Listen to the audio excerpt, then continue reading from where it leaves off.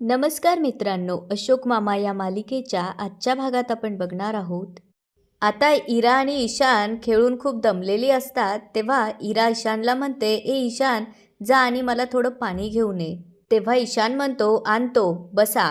आणि ईशान पाणी घेण्यासाठी जातो तेव्हा टेबलवर त्याला काहीतरी दिसतं आणि तो इराला आवाज देत म्हणतो, ए इरा, इकडे ये. हे बघ इथे काय आहे.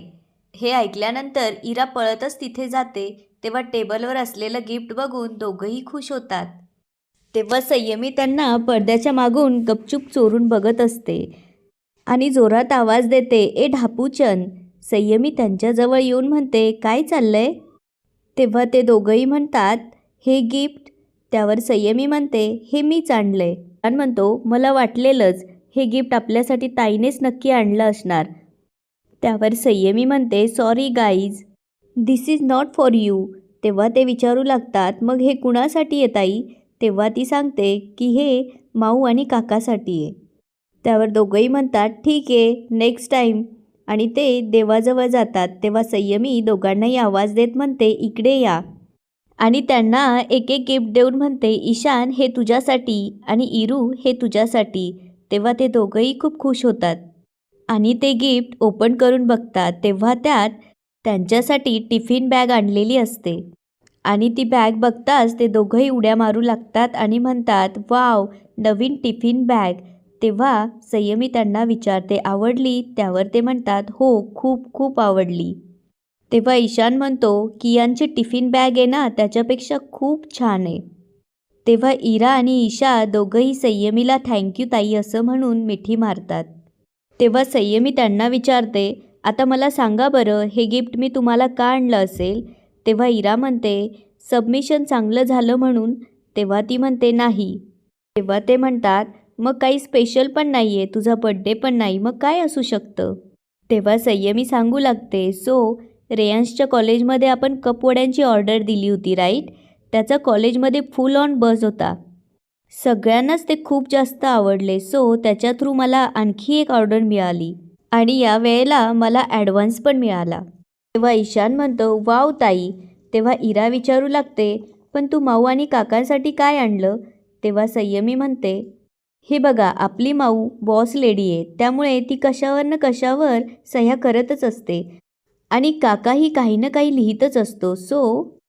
मी त्यांच्यासाठी पेन आणलाय आणि आजोबांसाठी कुर्ता. तेव्हा ईशान म्हणतो, ताई, जेव्हा तुला पुढची ऑर्डर मिळेल ना, तेव्हा तू मला ॲक्रेलिक कलर घे. तेव्हा इरा म्हणते, आणि माझ्यासाठी हायलायटर्सचा पॅक. त्यावर संयमी म्हणते, व्हॉट? तेव्हा इरा म्हणते, हो, कारण तुला आता इथून पुढे ऑर्डर्स तर मिळणारच आहे आणि ॲडव्हान्स पण मिळणार. ॲडव्हान्समध्ये ऑल द बेस्ट. आता इकडे अशोक मामा भैरवी आणि अनिशसाठी मुगाचा शिरा घेऊन येतात आणि म्हणतात, हे घ्या मुगाचा शिरा, साजूक तुपातला, मस्त आहे. तेव्हा अनिश आणि भैरवी मात्र जरा नाराजच असतात. तेव्हा अनिश विचारतो, बाबा, तुम्हाला आमच्याशी नक्की काय बोलायचं होतं? त्यावर ते म्हणतात, आधी शिरा तर खाऊन घ्या ना, मग नंतर बोलूयात. आणि पुढे ते म्हणतात, वल्लरीने दिलाय तो. हे ऐकल्यानंतर भैरवीला आश्चर्य वाटतं आणि ती म्हणते, वल्लरी? ती कुठे भेटली तुम्हाला? त्यावर अशोक मामा म्हणतात, मी भेटलो होतो तिला, वकील म्हणून. तेव्हा भैरवी त्यांना विचारते, मुलांना दत्तक घेण्याच्या संदर्भात का? त्यावर ते म्हणतात, हुशार आहेस. तेव्हा भैरवी त्यांना म्हणते, आईने सांगितलं मला आणि तुम्ही आमच्या आधी त्यांना सांगितलं. त्यावर अशोक मामा म्हणतात, सांगितलं नाही, मी त्याच्यावर त्यांचं मत विचारलं की मी जे करतोय ते बरोबर आहे का?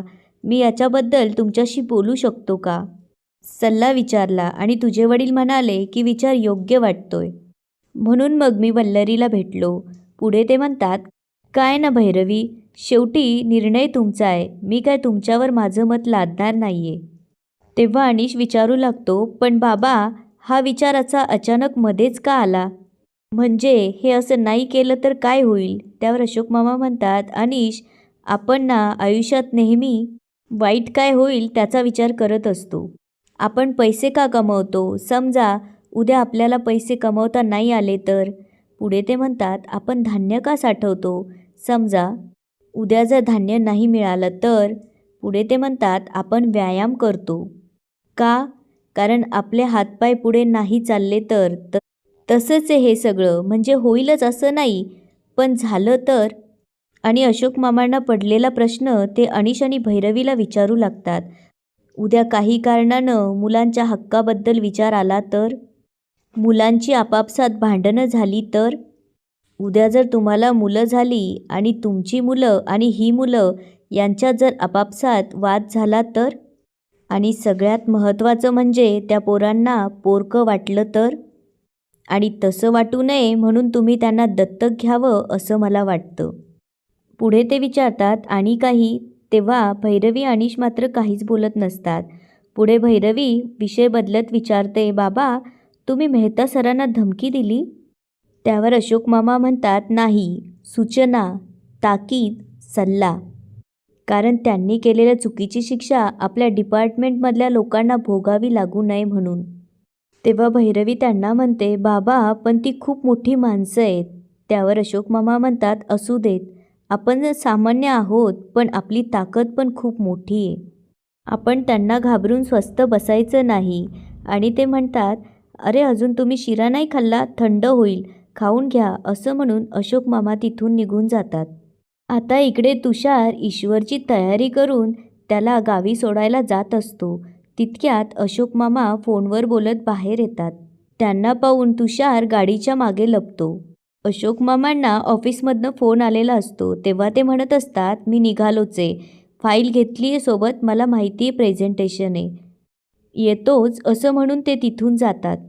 अशोक मामा गेल्यावर तुषार पटकन येऊन गाडीच्या डिक्कीत बॅगा टाकू लागतो. तितक्यात तिथे तोरणे आणि देसाई येतात आणि तुषारजवळ जाऊन विचारू लागतात, काय रे तुषार, कुठे निघालायस, कुठे दौरा आहे? लंडन, अमेरिका की जर्मनी?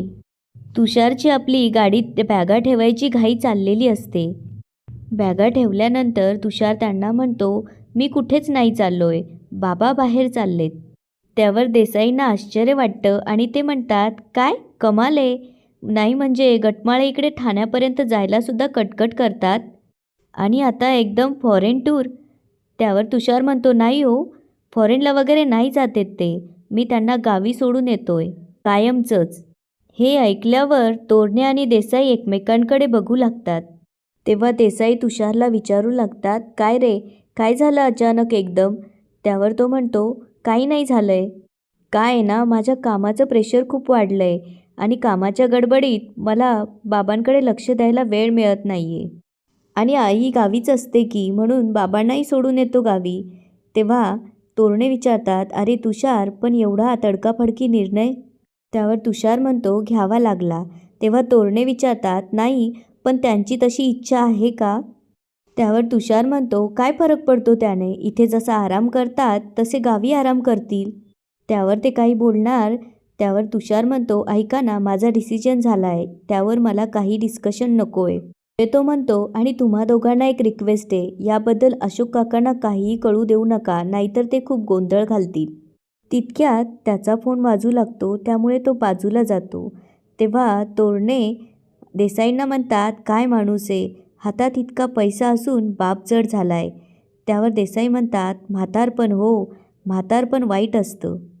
पुढे ते म्हणतात, पण तोरणे, मला तर दुसरंच टेन्शन येतंय. गटमाले जर न सांगता गेले तर माझगावकर जास्तच गोंधळ घालतील हं सोसायटीत. आता इकडे तुषारची नजर चुकवत ईश्वर पळतच बिल्डिंगमध्ये जातो. तर इकडे भैरवी अनिशसाठी कॉफी घेऊन येते. तेव्हा अनिश भैरवीचा हात पकडून तिला विचारू लागतो, आज ऑफिसला लवकर जायचंय? त्यावर भैरवी हो म्हणते. तेव्हा अनिश भैरवीजवळ जाऊन म्हणतो, मुलंही आज शाळेत गेली आहे, बाबा ऑफिसला गेलेत. त्यावर भैरवी म्हणते, आय नो. तेव्हा अनिश भैरवीला म्हणतो, सो फॉर अ चेंज घरात आपण दोघंच आहोत. आणि तो म्हणतो, सो मौका भी है और दस्तूर भी. त्यावर भैरवी म्हणते, अच्छा, तर आज कुणाचा तरी प्रेमाचा मूड दिसतोय. त्यावर अनिश म्हणतो, तो तर नेहमीच असतो. तेव्हा भैरवी म्हणते, हो, मग चिडचिड का होती एवढे? त्यावर अनिश म्हणतो, मला तुझ्यासोबत टाईम स्पेंड करायला मिळत नाही ना, म्हणून चिडचिड होते. त्यावर भैरवी विचारते, मग काय सोल्युशन आहे यावर? तेव्हा अनिश म्हणतो, भैरवी, आपण ना एक मोठं घर घेऊयात आणि त्यात ना आपली मोठी बेडरूम असेल, म्हणजे हवा तितका एकांत. तेव्हा भैरवी म्हणते, हो घेऊयात, मोठं घर घेऊया. मी ना आता लगेच लोनबद्दल चौकशी करते, चालेल? त्यावर अनिश म्हणतो, तू एकटीच? त्यावर भैरवी म्हणते, हो मग. त्यावर अनिश म्हणतो, नाही, मला पण तुझ्यासोबत कॉन्ट्रीब्यूट करायचं आहे. भैरवी म्हणते, साहेब मोठं घर घ्यायला ना खूप पैसे लागतात. तेव्हा अनिश म्हणतो, मॅडम पैसे कमा लेंगे, सब कुछ कर लेंगे. तितक्यात जोरजोरात कोणीतरी डोरबेल वाजवू लागतं. हे ऐकून भैरवी म्हणते, एवढ्या अर्जंटली कोण आलं असेल, अनिश बघतो का जरा? तेव्हा अनिश जाऊन दरवाजा उघडतो. तर दरवाजात ईश्वर असतो आणि तो खूप घाबरलेला असतो आणि पळतच आत येतो आणि अनिशला विचारू लागतो, अनिश, अशोक कुठे आहे? तेव्हा अनिश आणि भैरवी त्याला विचारू लागतात, काय काय पण झालं काय? तेव्हा ईश्वर म्हणतो, तो मला गावी पाठवतोय. त्यावर भैरवी विचारते, तो कोण? तेव्हा ईश्वर म्हणतो, तोच माझा सख्खा मुलगा. तेव्हा अनिश म्हणतो, पण काका तू घराच्या बाहेर का पडलास? चल मी तुला घरी सोडतो. तेव्हा ईश्वर म्हणतो, मला घरी नाही जायचं आहे, अशोक कुठे आहे? तेव्हा भैरवी म्हणते, हो मी त्यांना कॉल करते. तेव्हा अनिश भैरवीजवळ जाऊन म्हणतो, हे बघ तू कॉल करू नकोस, आपल्याला यांच्या भानगडीत पडायचं नाही, तुला पटो अगर ना पटो. तेव्हा भैरवी म्हणते, अनिश अरे त्यांची अवस्था बघ आणि फोन का करू नको, ते बाबांचे सख्खे मित्र आहे. तेव्हा अनिश म्हणतो, हे मलाही पटत नाही आहे, पण तुषारचा डिसिजन आहे. तेव्हा ईश्वर भैरवीच्या मागे जाऊन लपतो. तेव्हा अनिश त्याच्याजवळ जाऊन म्हणतो, काका तू घरी चल. त्यावर ईश्वर म्हणतो, नको, त्याने सामान गाडीत टाकलंय, सामानाबरोबर मलाही टाकेल. आणि अशोक कुठं आहे असं विचारू लागतो. आता इकडे अशोक मामा ऑफिसला जाण्यासाठी निघालेले असतात. तेव्हा रस्त्यातच त्यांना देसाईंचा कॉल येतो आणि देसाई अर्जंटली अशोक मामांना घरी बोलवतात. आता इकडे तुषार ईश्वरला शोधत अनिशच्या घरी येतो आणि त्याच्यावर ओरडत म्हणतो, बाबा इथे आहात तुम्ही? मी अख्खी सोसायटी शोधतोय तुम्हाला. मी तुम्हाला बजावलं होतं ना घरी थांबा, इथे काय करताय तुम्ही? आणि म्हणतो, बाबा तुम्ही मला प्रॉमिस केलं होतं, मी म्हणेन ते ऐकाल, मी म्हणेन तसं वागाल, मग हे काय आता? जर तुम्ही हरवला असतात तर सगळ्यांनी मलाच दोष दिला असता. हे बघा आता तुम्ही हो म्हणालात म्हणून मी तुम्हाला गावी सोडतोय. आता लास्ट मोमेंटला प्लॅन कॅन्सल करू नका, असं म्हणत तो ईश्वरचा हात धरून त्यांना ओढू लागतो. तेव्हा भैरवी रागातच तुषारला म्हणते, तुषार वडील आहेत ते तुझे, ही पद्धत आहे का त्यांच्याशी अशी वागायची? त्यावर तुषार ईश्वरला म्हणतो, छान, खुश असाल ना आता तुम्ही? मिळाली ना दोघांची सिंपती तुम्हाला? हे बघा मला एकच दिवस सुट्टी मिळाली आहे, काळोख होण्याच्या आत तुम्हाला गावी सोडून मला पुन्हा मुंबईत यावं लागणार आहे, त्यामुळे तुम्ही लगेच चला. तेव्हा ईश्वर हात जोडून विनवण्या करू लागतो, मला नेऊ नको रे गावी, मी तुला अजिबात त्रास देणार नाही. पण तुषार काहीही एक ऐकायला तयार नसतो. त्यावर भैरवी म्हणते, व्हॉट नॉनसेन्स तुषार, त्यांना काही चॉईस आहे की नाही? तुला जर त्यांच्याकडे लक्ष देता येत नसेल तर कुणी माणूस ठेव त्यांच्यावर लक्ष ठेवायला. तेव्हा तुषार भैरवी आणि अनिशला म्हणतो, हे बघा मी तुम्हाला दोघांना रिक्वेस्ट करतो, तुम्ही दोघं यात पडू नका प्लीज. आता इकडे अशोक मामा घरी परत आलेले असतात. तेव्हा रस्त्यात त्यांना देसाई आणि तोरणे भेटतात आणि म्हणतात, बरं झालं माझगावकर तुम्ही परत आलात, नाहीतर आज गटमालेंचं काही खरं नव्हतं. तेव्हा अशोक मामा विचारू लागतात, काय झालं? त्यावर ते म्हणतात, काय झालं ते माहीत नाही, म्हणजे कालपर्यंत सगळं ठीक होतं, पण आज हा तुषार बघा त्यांना गावी सोडायला निघाला. याच ठिकाणी आजचा एपिसोड संपतो. आता पुढे काय होणार ते बघूया उद्याच्या एपिसोडमध्ये. धन्यवाद.